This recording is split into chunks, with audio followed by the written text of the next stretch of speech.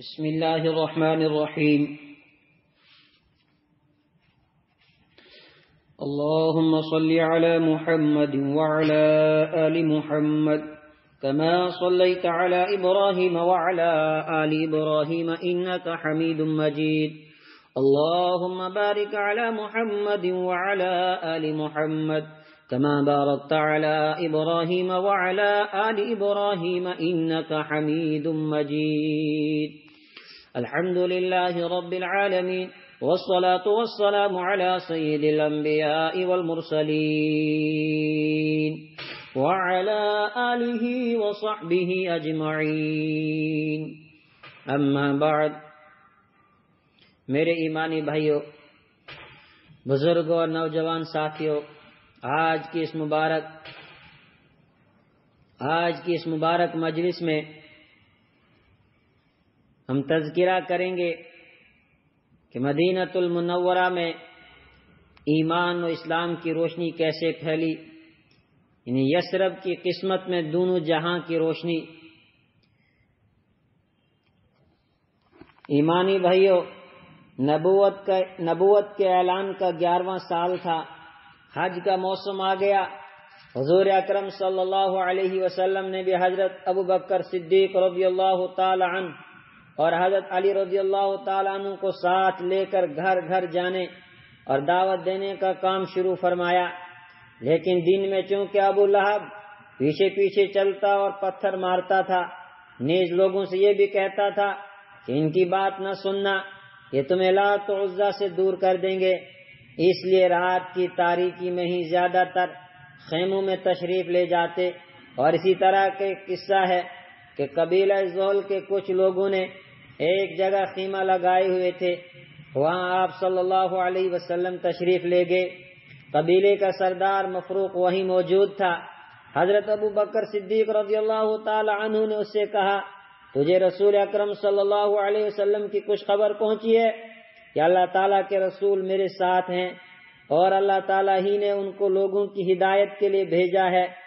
اس نے کہا، ہاں میں نے ان کا کوئی ذکر سنا ہے. اے قریشی بھائیو، بتاؤ تم کس چیز کی طرف بلاتے ہو اور کیا دعوت دیتے ہو؟ رحمت عالم صلی اللہ علیہ وسلم نے آگے ہو کر خود اللہ تعالیٰ کی توحید، اپنی رسالت اور اسلام کا تفصیلی تعارف کرایا. اس پر مفروق نے کہا، آپ کون سی چیز پیش فرماتے ہیں؟ آپ صلی اللہ علیہ وسلم نے سورہ انعام کی آیت پڑھ کر سنائی، قل تعالوا اتل ما حرم ربكم عليكم الا تشركوا به شيئا وبالوالدين احسانا ولا تقتلوا اولادكم من املاق نحن نرزقكم وإياهم ولا تقربوا الفواحش ما ظهر منها وما بطن ولا تقتلوا النفس التي حرم الله إلا بالحق ذلكم وصاكم به لعلكم تعقلون. ان سے کہو کہ آؤ میں تمہیں پڑھ کر سناؤں کہ تمہارے پروردگار نے حقیقت میں در حقیقت تم پر کون سی باتیں حرام کی ہیں. وہ یہ ہیں کہ اس کے ساتھ کسی کو شریک نہ ٹھہراؤ اور ماں باپ کے ساتھ اچھا سلوک کرو اور غربت کی وجہ سے اپنے بچوں کو قتل نہ کرو. ہم تمہیں بھی رزق دیں گے اور ان کو بھی.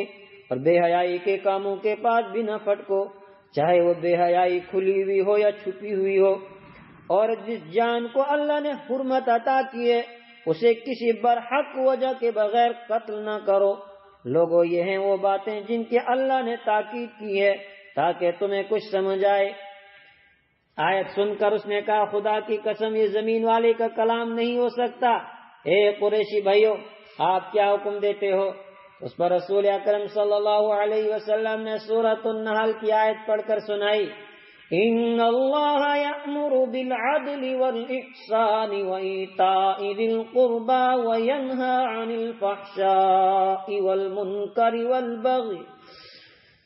والبغی یعظکم لعلکم تذکرون. بے شک اللہ تعالیٰ عدل کرنے اور احسان کرنے اور قرابت داروں کی مالی مدد کرنے کا حکم دیتا ہے اور وہ بے حیائی کی باتوں اور برے کاموں اور ظلم کرنے سے روکتا ہے، وہ تمہیں سمجھاتا ہے تاکہ تم نصیحت حاصل کرو۔ مفروق نے کہا خدا کی قسم آپ اچھے اور اونچے اخلاق کے ساتھ اچھے کاموں کی دعوت دیتے ہیں، لیکن میری مجبوری یہ ہے میں خاندان کے ساتھ صلاح و مشورہ کے بغیر کوئی معاہدہ نہیں کر سکتا، معلوم نہیں وہ میرے معاہدے کو مانیں گے یا نہیں۔ اور دوسرے ہم نے ابھی قریب میں ہی ایرانی بادشاہ کسرا کے ساتھ معاہدہ کیا ہے، جس میں یہ بات بھی ہے کہ ہم ان کو خبر کیے بغیر کوئی معاملہ طے نہیں کریں گے۔ مجھے لگتا ہے کہ اگر ہم آپ کے ساتھ ایسے ہی معاہدہ کریں گے تو کسرا کو معلوم ہونے پر وہ بہت ناراض ہوگا۔ رحمت عالم صلی اللہ علیہ وسلم نے اس کی سچی اور صاف بات کو پسند فرمایا اور فرمایا اللہ تعالیٰ خود اپنے دین کا مددگار ہے، اور جو لوگ اللہ کے دین کے مددگار بنیں گے اللہ تعالیٰ ان کو ان قریب ہی کسرا کے زر و زمین کا مالک بنا دے گا۔ پھر حضرت ابو بکر صدیق رضی اللہ تعالیٰ عنہ کا ہاتھ پکڑا اور وہاں سے اٹھ گئے، کچھ ہی دور تشریف لے گئے تو معلوم ہوا یثرب یعنی مدینہ پاک سے قبیلے خزرج کے کچھ لوگ بھی حج کے لیے آئے ہیں۔ یاد رہے کہ مدینہ منورہ کا پرانا نام یثرب تھا۔ مکہ سے کچھ دور مینا میں عقبہ نام کی ایک جگہ، وہاں پر 6 آدمی دیکھے جو آپس میں آہستہ آہستہ باتیں کر رہے تھے۔ رحمت عالم صلی اللہ علیہ وسلم ان کی آواز سن کر ان کے پاس تشریف لے گئے اور پوچھا آپ کون ہو اور کہاں سے آئے ہو؟ انہوں نے عرض کیا قبیلہ خزرج سے ہیں اور یثرب سے آئے ہیں۔ آپ صلی اللہ علیہ وسلم ان کے پاس بیٹھ گئے اور ان کو اپنی رسالت اور اللہ تعالیٰ کی توحید سمجھائی، شرک کی گندگی کی وضاحت فرمائی، قرآن پاک کی تلاوت فرما کر دین اسلام کی دعوت دی۔ یہ سنتے ہی وہ ایک دوسرے کو دیکھ کر آنکھوں سے اشارے کرنے لگے۔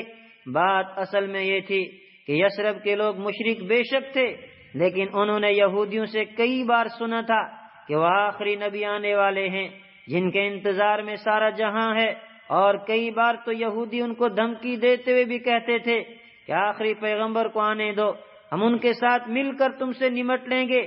آج رحمت عالم صلی اللہ علیہ وسلم سے ایمان کی یہ باتیں سن کر انہیں ساری پرانی باتیں یاد آنے لگ گئی، اور اشاروں میں ایک دوسرے سے کہنے لگے شاید یہ وہی نبی ہیں، بلکہ چپ کے آہستہ آہستہ ایک دوسرے کو یہ بھی کہنے لگے جلدی کرو کہیں یہودی اس کام میں ہم سے آگے نہ نکل جائیں۔ بس یہ دعوت سنتے ہی وہ اسی مجلس میں اسی وقت ایمان لے آئے، اور ان خوش نصیبوں کے نام یہ اسد بن زرارہ اور عوف بن حارث، رافع بن مالک، قطبہ بن عامر، عقبہ بن عامر، جابر بن عبداللہ رضی اللہ عنہم اجمعین۔ بس یہی وہ خوش نصیب ہیں جن کے ذریعے یثرب یعنی مدینہ منورہ میں اسلام کی کرنیں پھیل گئی، اور مدینہ منورہ ساری دنیا کا مرکز دین بن گیا۔ یہ 6 حضرات مدینہ منورہ کے بہت سمجھدار لوگ تھے، اور اوس و خزرج کی جو لمبی جنگ ہوئی تھی جس کا دھواں ابھی فضا میں باقی تھا، یہ سے بہت اکتائے ہوئے تھے اور ان جنگوں سے یہ نجات چاہتے تھے۔ ان کو اس ایمانی تحریک سے سب سے بڑھ کر یہ امید ہو گئی اس سے ہمارا پورا خاندان لڑائیوں کے عذاب سے بچ جائے گا۔ انہوں نے یہ بات نبی اکرم صلی اللہ علیہ وسلم کے سامنے بھی بیان فرمائی۔ انہوں نے کہا کہ ہم اب یثرب واپس جائیں گے اور جو باتیں ہم نے سنی ہیں ان کو گھر گھر پہنچائیں گے، اپنے پڑوسی یہودیوں کو بھی بتائیں گے، اور جو دین ہم نے قبول کیا ہے وہ سب کے سامنے پیش کریں گے۔ اگر وہ ایمان قبول کر کے ایک ہو جائیں گے تو یثرب میں آپ سے زیادہ عزت والا کوئی اور شخص نہ ہوگا۔ پیارے آقا صلی اللہ علیہ وسلم نے بھی ان کو نصیحتوں اور دعاؤں کے ساتھ رخصت فرمایا۔ یہی ہوا، وہ مدینہ پہنچے، انہوں نے اپنی کوشش کی حد تک ہر آدمی کو دین اسلام کا تعارف کروایا اور اس کا فائدہ بیان کیا، اور رحمت عالم صلی اللہ علیہ وسلم کے اچھے مقدس اخلاق کا تذکرہ کر کے لوگوں کو متاثر کیا، اور ان کی کچھ باتیں کتب سیرت میں اس طرح بیان ہوئی۔ وہ ہر ایک کو خوشخبری سناتے تھے کہ وہ نبی جن کے انتظار میں ساری دنیا ہے بلکہ سارا جہاں سسک رہا ہے، وہ آگے ہیں۔ ہمارے کانوں نے ان کا کلام سنا اور ہماری آنکھوں نے ان کا دیدار کیا ہے، اور انہوں نے ہمیں زندہ رہنے والے مالک کے راستے پہ لگا دیا ہے۔ اس طرح مدینہ منورہ کے گھر گھر میں نبی اکرم صلی اللہ علیہ وسلم کا ذکر ہونے لگ گیا۔ یا رب صلی وسلم دائما ابدا علی حبیبک خیر الخلق کلہم۔ عقبہ میں پہلی بیعت، ان 6 آدمیوں کی محنت اللہ تعالیٰ کے کرم سے رنگ لائی۔ 1 سال میں انہوں نے مدینہ منورہ میں اسلام کا ایسا تعارف کروایا کہ اگلے سال یعنی نبوت کے 12ویں سال ذی الحجہ کے مہینے میں حج کے لیے ان کے ساتھ 7 آدمی اور آئے، اور پچھلے 6 میں سے صرف عبداللہ بن جابر نہ آ سکے، باقی 5 واپس آئے۔ نئے 7 حضرات جن کے اسماء گرامی یہ ہیں: معاذ بن حارث، ذکوان بن عبد القیس، عبادہ بن صامت، یزید بن ثعلبہ، عبادہ بن عباس بن عبادہ، ابو الہیثم بن تیہان اور عویم بن ساعدہ رضی اللہ عنہم اجمعین۔ آخر کے 2 حضرات قبیلے اوس سے تھے اور باقی سب خزرج سے تھے۔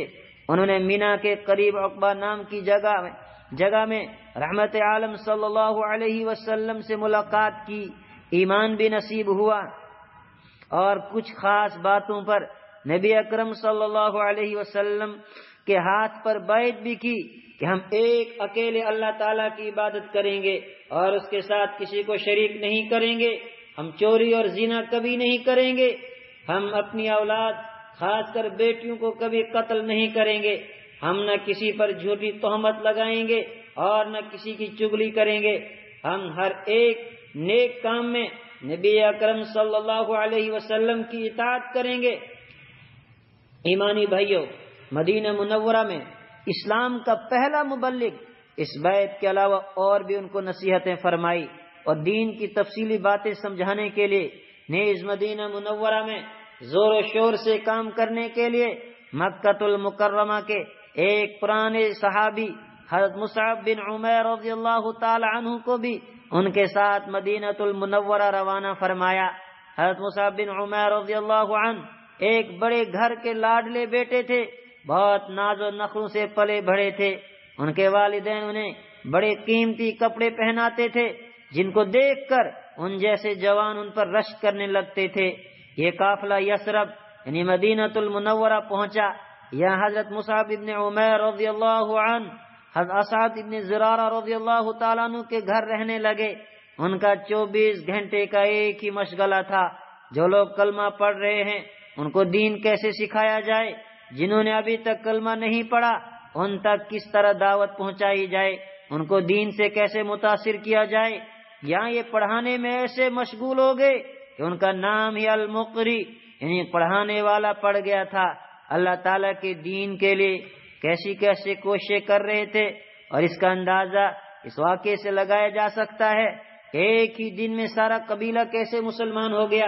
ایک دن حضرت مصعب بن عمیر رضی اللہ تعالی عنہ اور حضرت سعد بن زرارہ رضی اللہ تعالی عنہ اور کچھ دوسرے مسلمان مرق نامی کنویں پر اس بات پر غور کر رہے تھے کہ بنی عبد الاشہل اور بنی ظفران اور دونوں قوموں کو کس طرح اللہ کے دین کی بات پہنچائی جائے، کس طرح ان کو دین کی دعوت دی جائے۔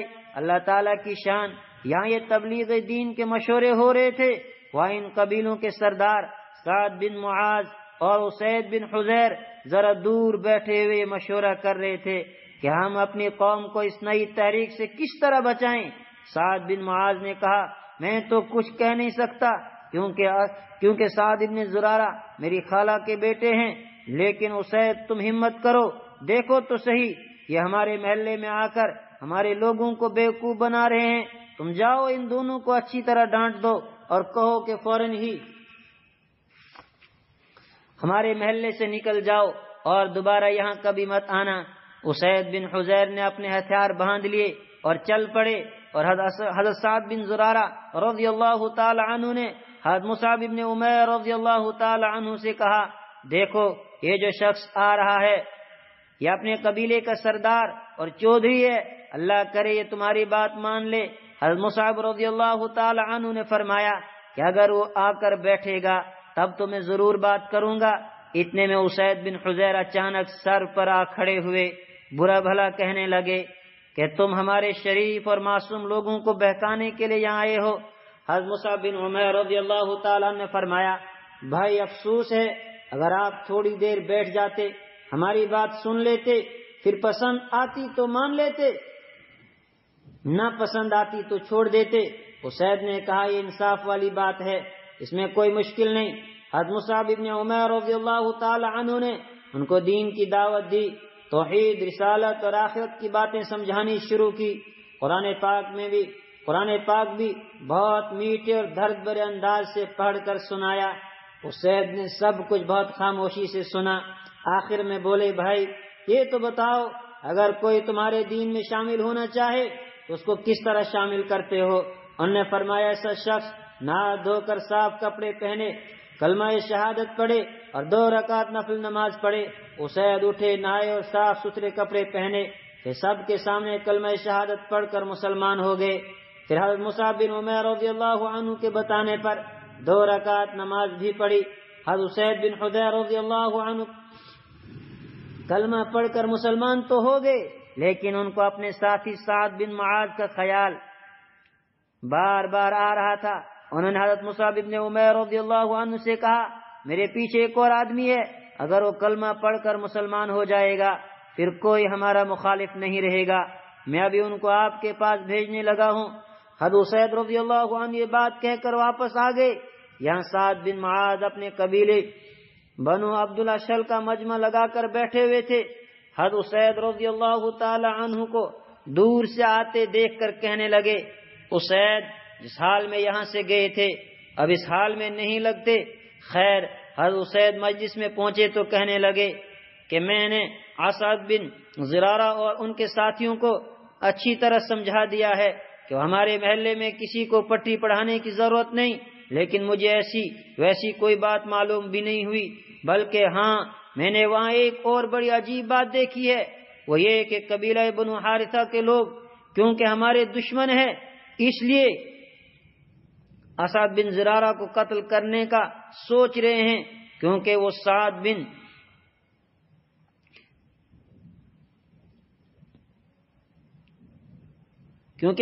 بن معاذ کے خالہ زاد بھائی ہیں۔ یہ سنتے ہی سعد آگ بگولا ہو گئے کہ میرے خالہ زاد بھائی کو مارنے کی سوچ رہے ہیں۔ فوراً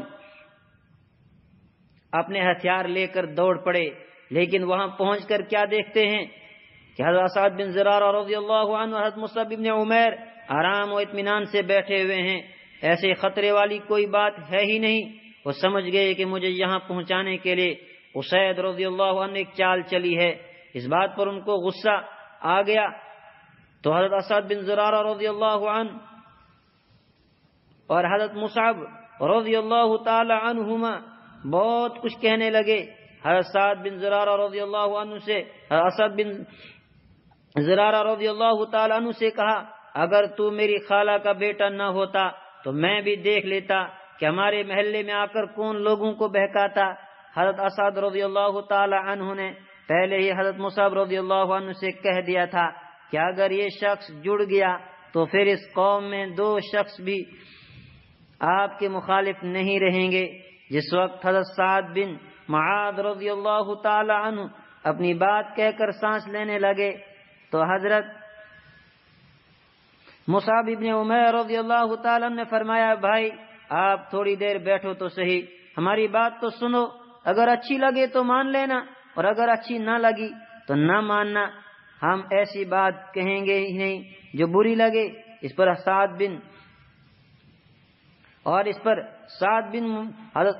بن معاذ نے کہا یہ انصاف کی بات ہے اور بیٹھ گئے۔ حضرت مصعب بن عمیر رضی اللہ تعالی عنہ نے اسلام کی بنیادی باتیں توحید، رسالت اور آخرت کے بارے میں سمجھا کر قرآن پاک پڑھ کر سنایا۔ قرآن کریم سنتے ہی ان کے چہرے پر کچھ ایسا نور چمکا کہ حضرت مصعب بن عمیر رضی اللہ تعالی عنہ سمجھ گئے کہ اللہ تعالی نے ایمان کا نور دل تک پہنچا دیا ہے۔ بس قرآن کریم سنتے ہی وہ بولے یہ تو بتاؤ آپ اپنے دین میں کسی کو کیسے شامل کرتے ہو؟ حضرت مصعب بن عمیر رضی اللہ تعالیٰ عنہ نے فرمایا بس آپ نہا دھو کر صاف کپڑے پہن کر کلمہ شہادت پڑھو اور 2 رکعت نماز پڑھو۔ حضرت سعد بن معاذ رضی اللہ عنہ نے غسل کیا، پاک کپڑے پہنے اور کلمہ شہادت ادا کرنے کے بعد حضرت مصعب رضی اللہ عنہ کے بتانے پر 2 رکعت نماز پڑھی۔ سبحان اللہ، کچھ دیر پہلے کیا تھے اب کیا ہو گئے۔ میرے ایمانی بھائیو، حضرت سعد بن معاذ رضی اللہ عنہ یہاں سے واپس مڑے تو قوم نے وہی بات کہی جو انہوں نے حضرت اسید رضی اللہ عنہ کے لیے کہی تھی کہ سعد کا وہ چہرہ نہیں جس چہرے سے گئے تھے۔ لوگوں کے پاس پہنچے، فرمانے لگے اے میری قوم بنو عبد الاشہل، سچ بتاؤ میرے بارے میں تمہاری کیا رائے ہے؟ تم مجھے اپنے درمیان کیا درجہ دیتے ہو؟ سب ایک زبان ہو کر بولے آپ ہمارے سردار ہیں، آپ ہم ہیں، سب سے عقل مند اور پڑھے لکھے ہیں اور آپ کا مشورہ معتبر ہے۔ اس پر انہوں نے فرمایا سنو، غور سے سنو، میرا اب تمہارے ساتھ کلام کرنا اس وقت تک حرام ہے جب تک ایک ایک مرد اور عورت اللہ تعالیٰ اور اس کے رسول پر ایمان نہ لے آئے۔ اس اعلان کا یہ نتیجہ نکلا، شام ہونے تک بنو عبداللہ شل کا کوئی مرد اور عورت ایسا نہیں تھا جس نے ایمان قبول نہ کر لیا ہو۔ یہ تھی حضرت مصعب بن عمیر رضی اللہ عنہ کی محنت کہ کوئی گھر بھی مدینہ منورہ میں ایسا نہ تھا جس میں کوئی نہ کوئی شخص ایمان والا نہ ہو۔ 1 سال کی محنت کے بعد یعنی نبوت کے 13ویں سال میں حضرت مصعب بن عمیر رضی اللہ تعالی عنہ اپنے ساتھ 75 لوگوں کو حج کے موقع پر مکہ مکرمہ لے آئے۔ یہ مومن بندے دوسرے مشرکوں کے ساتھ تھے، لیکن ایمان والوں میں صرف ایک ہی بات کا چرچا تھا کہ ہم کب مکہ پہنچیں گے، کب آپ صلی اللہ علیہ وسلم سے ہماری ملاقات ہوگی، کب آپ کی زیارت کریں گے۔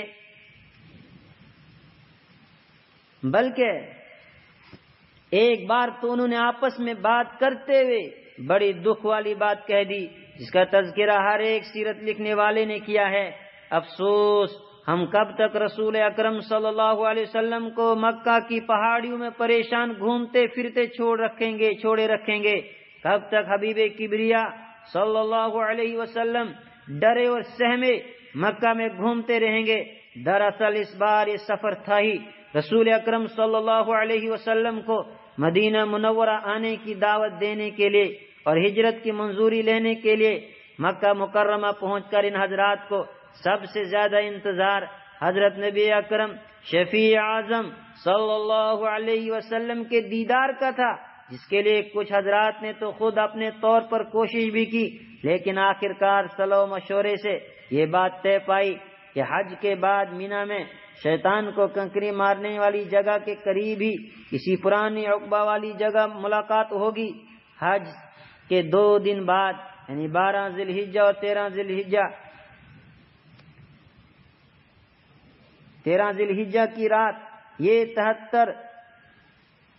73 مرد اور 2 عورتیں جس وقت سب لوگ اپنے اپنے خیمے میں گہری نیند سو گئے یا آہستہ آہستہ اپنے خیموں میں سے باہر نکل کر سارے اس مبارک جگہ جمع ہو گئے۔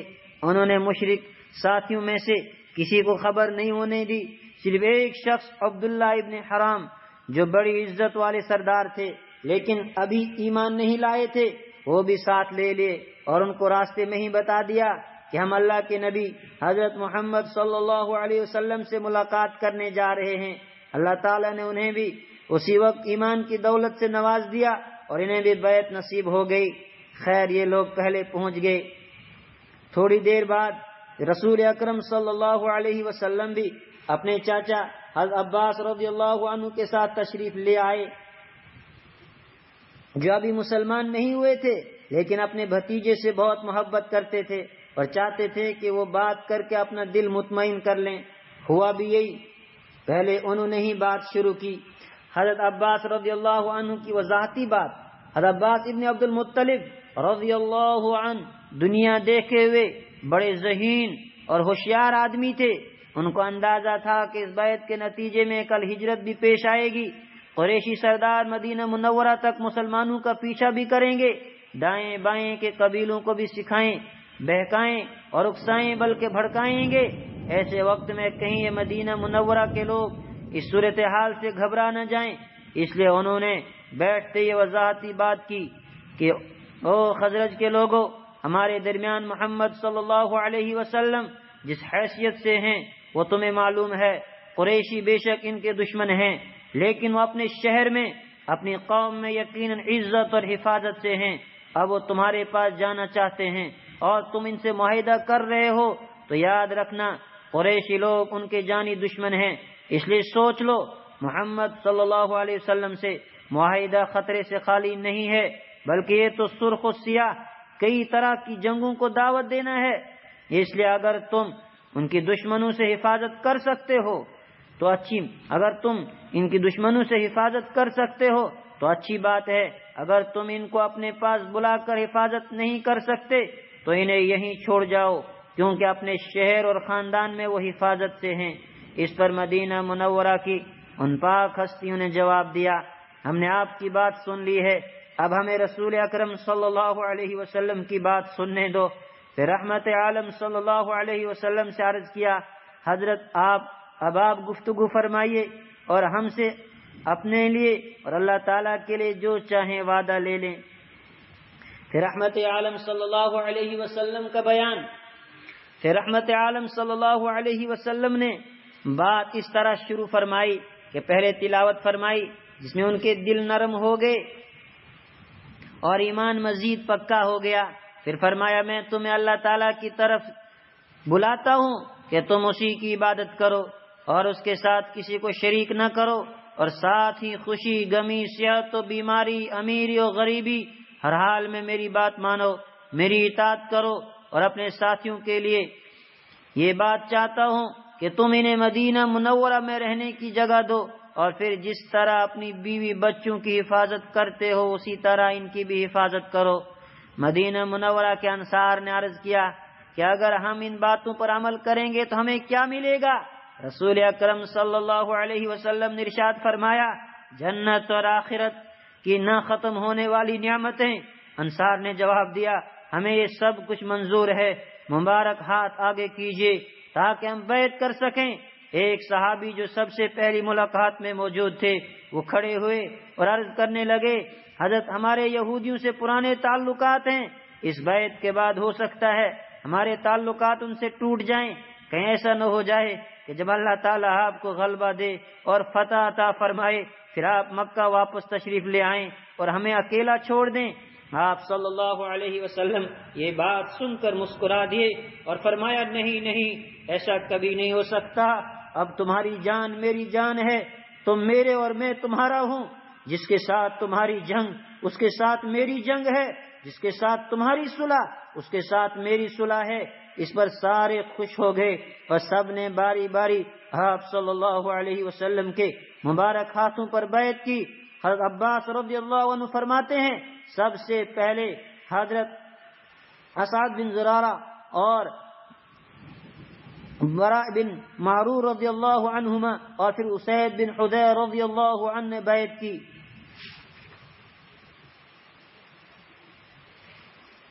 ایمانی بھائیوں، بیعت کی سنگینی اور حضرت عبادہ رضی اللہ عنہ کا بیان، حضرت سعد بن عبادہ رضی اللہ عنہ کا بیان۔ حضرت سعد بن عبادہ رضی اللہ عنہ درمیان میں کھڑے ہو کر بیعت کی اہمیت اور خطرناکی بتانے کے لیے فرمانے لگے، لوگوں سنو، تم اس بیعت کو کیا سمجھتے ہو؟ یہ عرب و عجم سے جنگ کرنے والی بات ہے، کہ ایسا نہ ہو کہ تم مصیبتوں اور پریشانیوں کے سیلاب کے سامنے کمزور پڑ جاؤ اور ڈر کر بیعت توڑ دو۔ اس سے اچھی بات یہ ہے کہ تم بیعت کرو ہی نہ، حالات سے ڈر کر بیعت کو چھوڑنا یہ دنیا اور آخرت میں ذلیل ہونے والی بات ہے، اور اگر تم اپنی جان اور مال کا سودا کر کے اس بیعت کو بچا سکتے ہو تب تو تمہارے لیے اس میں دونوں جہاں کی کامیابی ہے، کامیابی ہی کامیابی ہے۔ اور اس پر سب نے یک زبان ہو کر زور سے کہا، ہم نبی اکرم صلی اللہ علیہ وسلم کے حکم پر جان مال کسی چیز کو بھی کبھی ترجیح نہیں دیں گے، ہم اسی پر بیعت کر رہے ہیں، خدا کی قسم ہم حالات سے ڈر کر کبھی بیعت نہیں چھوڑیں گے۔ کچھ مفسرین کرام فرماتے ہیں ایسے ہی موقع پر یہ آیات نازل ہوئی، ان اللہ اشترى من المؤمنین انفسهم واموالهم بان لهم الجنہ يقاتلون في سبيل الله فيقتلون ويقتلون وعدا عليه حقا في التوراة والإنجيل والقرآن ومن أوفى بعهده من الله فاستبشروا ببيعكم الذي بايعتم به وذلك هو الفوز العظيم۔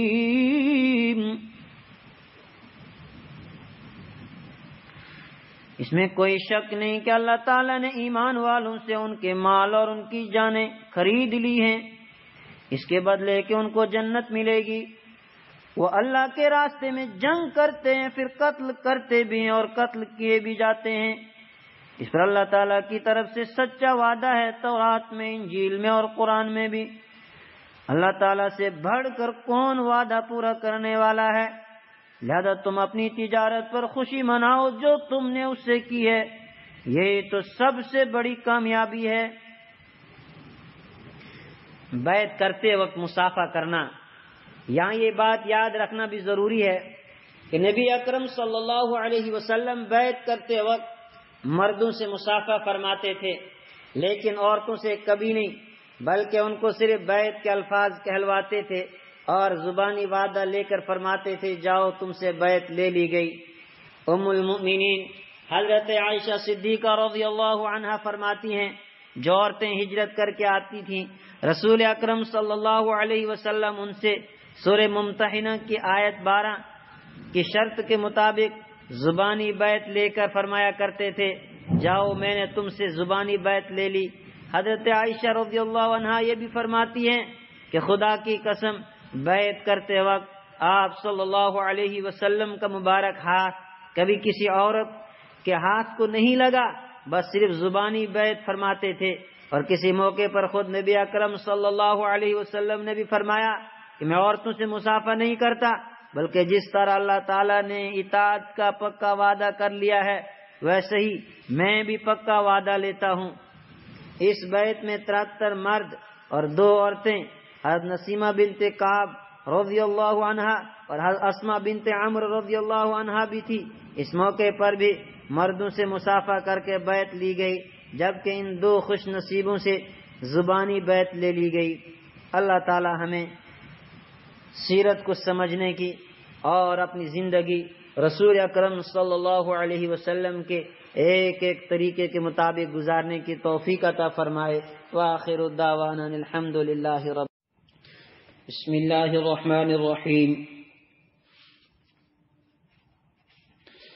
اللهم صل على محمد وعلى آل محمد كما صليت على إبراهيم وعلى آل إبراهيم إنك حميد مجيد اللهم بارك على محمد وعلى آل محمد كما باركت على إبراهيم وعلى آل إبراهيم إنك حميد مجيد الحمد لله رب العالمين والصلاة والسلام على سيد الأنبياء والمرسلين وعلى آله وصحبه أجمعين أما بعد۔